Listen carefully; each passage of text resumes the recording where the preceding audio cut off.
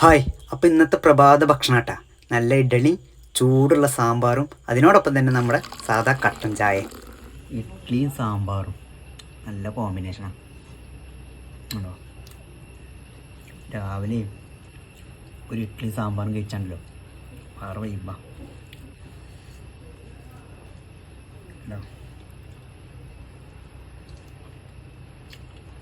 നമ്മുടെ കട്ടൻ ചായ.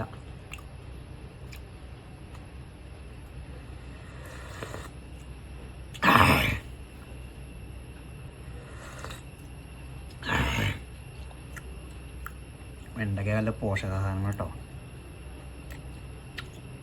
മുരിങ്ങക്കായ,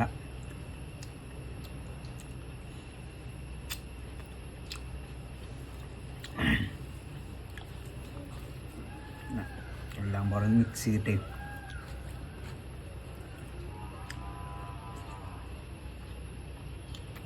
അപ്പോൾ ഓക്കെ.